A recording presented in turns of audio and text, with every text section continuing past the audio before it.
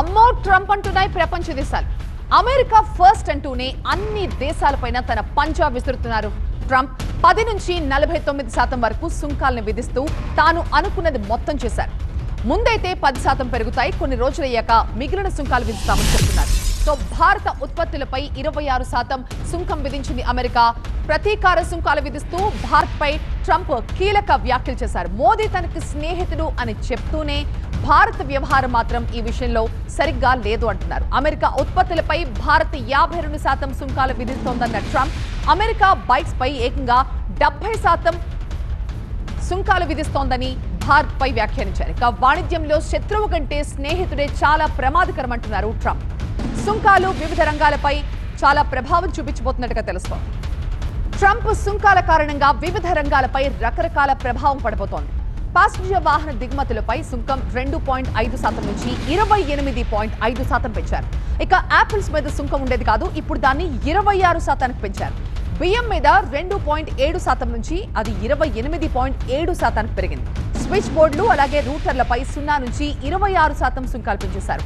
ఇక ఎలక్ట్రానిక్స్ పై 1.05 నుంచి 27.05కు, వజ్రాలు ఆభరణాలపై 2.12 నుంచి 28.12కు సుంకాలు భారీగా పెంచేశారు. కెమికల్స్, ఫార్మాపై 1.06 నుంచి 27.06కు పెంచగా, ఎలక్ట్రానిక్ వస్తువులపై 26.41కి సుంకాలు పెంచేశారు. కొన్ని ఫార్మా, ఇంధన రంగ వస్తువులపై సుంకం విధించలేదు.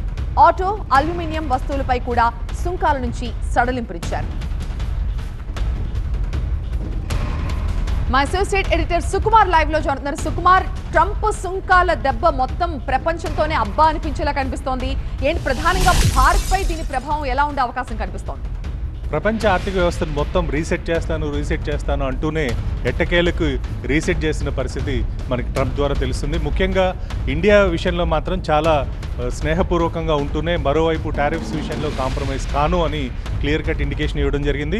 మినిస్ట్రీ ఆఫ్ కామర్స్ కూడా ఇటువైపు అంటే మిక్స్డ్ బ్యాక్ కానీ సెట్ బ్యాక్ ఇండియా కాదు అని చెప్పి వాళ్ళు కూడా ఒక ప్రకటన కాసేపటి క్రితం విడుదల చేయడం జరిగింది. దీన్ని బట్టి చూస్తే ఇండియాకి సెట్ బ్యాక్ విషయానికి వస్తే మాత్రం ఖచ్చితంగా ఐటీ సెక్టార్లో చాలా వరకు కూడా టారిఫ్స్ ప్రభావం కనిపించే అవకాశం ఉంటుంది. అదేవిధంగా కాస్త కోలుకొని మనకి రాబోయే రోజుల్లో ఆశాజనకంగా కనిపిస్తున్న సెక్టార్ అయితే మాత్రం ఫార్మా సెక్టార్ అమెరికాకి సంబంధించి ఎక్కువ అక్కడ ప్రొడక్షన్ జరగదు, ఇండియా నుండే తీసుకోవాల్సి ఉంటుంది. కాబట్టి ఆ ఒక్క విషయంలో మాత్రం టారిఫ్స్ విషయంలో కాస్త తగ్గినట్టుగా మనకి చాలా క్లియర్గా కనిపిస్తుంది. అండ్ ఇంకొక వైపు మాట్లాడుతూ కూడా ట్రంప్ చాలా క్లియర్గా చెప్పాడు, మిగిలిన దేశాలతో కంపేర్ చేస్తే ఇండియాకి మేము చాలా తక్కువ టారిఫ్స్ విధిస్తున్నాము అని చెప్పి. కానీ కొన్ని దేశాలు ఏదైతే ఆయన కంపేర్ చేస్తాడో అవన్నీ చాలా చాలా చిన్న దేశాలు. కానీ మనం అటు పాపులేషన్ వైజ్ కావచ్చు, ఇటు టెక్నాలజీ వైజ్ కావచ్చు, ఇండస్ట్రీ వైజ్ కావచ్చు, ఏది తీసుకున్నా కూడా చైనా తర్వాత అమెరికా డిపెండ్ అవ్వాల్సిన దేశం మనకి భారతదేశం. కాబట్టి ఇండియా మీద వేసిన టారిఫ్స్ మాత్రం ఖచ్చితంగా ఇండస్ట్రీని షేక్ చేసిందనే అనుకోవాలి. ఎస్పెషలీ ఐటీ రంగం ఈ మధ్యకాలంలో చాలా వరకు కుదుటపడి, అంటే అట్లీస్ట్ నెగిటివ్ రెసిషన్ భయాల నుండి కాస్త కుదుటపడి ఉన్న సమయంలో ఈ టారిఫ్స్ అనేది ఖచ్చితంగా ఐటీ సెక్టార్కి సంబంధించిన పర్ఫార్మెన్స్లో కావచ్చు, వాళ్ళు తీసుకునే ఉద్యోగస్తుల విషయంలో కావచ్చు, ఇలాంటి వాటిల్లో ఐటీ కంపెనీలన్నీ కూడా ఆచితూచి వ్యవహరించే అవకాశాలు ఎక్కువ కనిపిస్తున్నాయి. ఎందుకంటే ఎక్కువగా ఇంపాక్ట్ పడబోయేది మాత్రం ఐటీ సెక్టార్ మీద మాత్రమే చాలా క్లియర్ కనిపిస్తుంది. మిగిలిన ఏషియన్ కంట్రీస్ ఏవైతే ఉన్నాయంటే చిన్న బంగ్లాదేశ్ కావచ్చు, ఇలాంటి దేశాలు, మయన్మార్ కావచ్చు, ఇలాంటి వాటి మీద టారిఫ్స్ విధించినప్పటికీ కూడా మనకి అదొక అవకాశం కింద కనిపిస్తుంది. ఎందుకంటే టెక్స్టైల్ ఇండస్ట్రీకి సంబంధించి విదేశాల్లో బంగ్లాదేశ్ లాంటి దేశాల నుండి ఎక్స్పోర్ట్ అవుతున్నది ఏదైతే ఉందో ఆ రంగానికి సంబంధించిన మనకి ఆర్డర్స్ కావచ్చు, ఇవన్నీ కూడా భారతదేశానికి వచ్చే ఛాన్సెస్ ఎక్కువ ఉన్నాయి.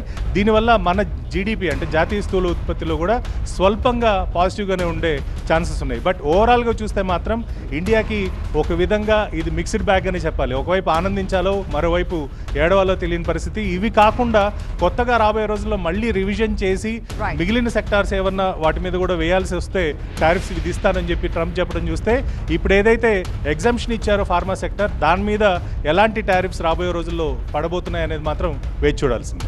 Right, thank you Sukumar.